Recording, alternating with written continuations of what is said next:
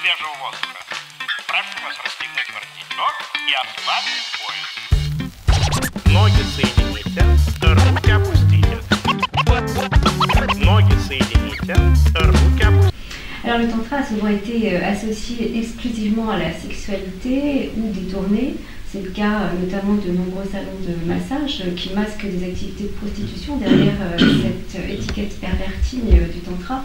Beaucoup de personnes d'ailleurs qui sont intéressées hésitent à pratiquer le tantra pour ces raisons-là. Quel est le cadre d'une authentique séance de tantra et justement comment reconnaître les bons praticiens en l'absence de charte déontologique? Alors ça c'est une vraie question parce que effectivement moi je me suis rendu compte qu'à Paris il y avait des salons de massage où c'était marqué massage tantrique. J'ai vu des reportages où effectivement ça n'avait rien de tantrique et c'était des massages plutôt sexuels. La sexualité a été tellement réprimée depuis des siècles en Occident que tout à coup, dès qu'il y a quelque chose où il y a un semblant de sexualité, on s'en empare parce qu'il y a un réel besoin de laisser s'exprimer tout ça. Or, ce n'est pas du tout l'esprit du tantra. Dans les 112 textes qui ont été retrouvés, parce que le tantra, il y a eu beaucoup de destruction aussi, il n'y en a que 3 qui parlent de sexualité. Comme le tantra est arrivé en France dans les années 60-70 en pleine libération sexuelle, évidemment il a été utilisé par ça, parce que la sexualité est tellement réprimée que forcément elle ressort comme elle peut et par la perversion.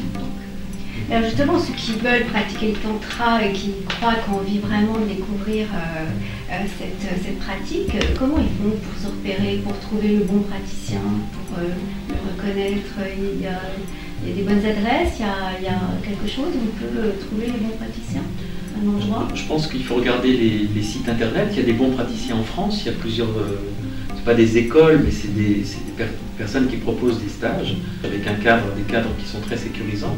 Je pense qu'il faut appeler, il faut aussi que les gens appellent les animateurs, leur demandent et puis ressentent.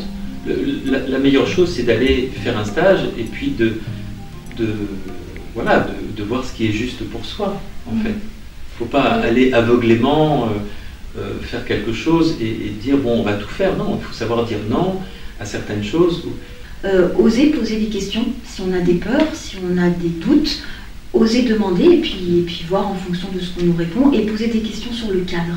Justement, ça c'est très important. Qu'est-ce que c'est qu'un cadre vraiment d'une vraie séance authentique de tantra?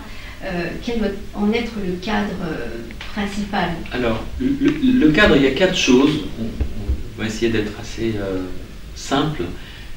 La plus importante, c'est se respecter. Soit respecter l'autre et respecter le lieu. Voilà, ça c'est la base du cadre. La deuxième chose, c'est qu'il n'y a pas de violence. Il n'y a jamais de violence et qu'on demande aux personnes de pouvoir, on leur dit vous pouvez exprimer on propose des méditations où toutes les formes d'émotion peuvent être exprimées, mais par contre on ne se fait pas de mal, quoi. Il n'y a pas de violence physique, verbale et tout ça. Donc ça c'est quand même, ça fait partie du cadre où nous on peut dire stop si jamais on sent qu'il y a des personnes qui pourraient déborder un peu. Donc les autres personnes sont sécurisées grâce à ce cadre. La troisième chose, c'est par rapport à la sexualité, c'est qu'il n'y a pas de sexualité dans les stages. Il n'y a aucun rapport sexuel entre les participants dans les stages. Voilà, ça c'est clair, ça fait partie du cadre aussi. Donc il ne faut pas que les gens viennent pour ça en fait. Voilà, si on leur dit non, c'est pas la peine de venir si c'est pour ça. Dans les massages, il n'y a pas de sexualité non plus. On peut toucher toutes les parties du corps, mais dans la lenteur et dans la détente. Il n'y a pas d'excitation. Voilà. Il peut y avoir de la nudité pour la personne qui est massée, mais voilà, c'est de la nudité qui est saine parce qu'il n'y a pas d'excitation et encore une fois, ce n'est pas dans un but sexuel.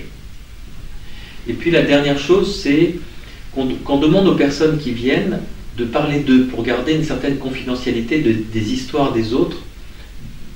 Donc les personnes peuvent tout raconter, parce qu'on peut tout raconter évidemment, mais en parlant que de soi.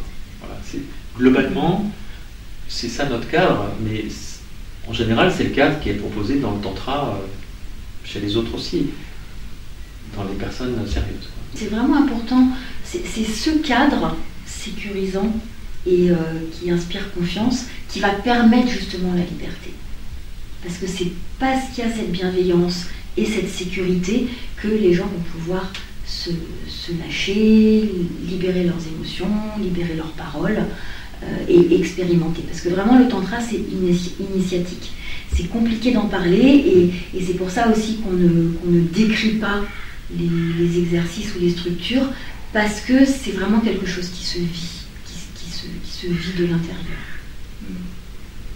D'accord, merci Nathalie et Dominique de nous avoir parlé du tantra. Merci. Merci.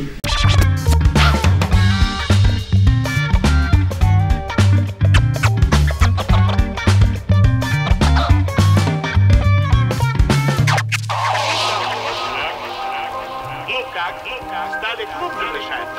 Отлично.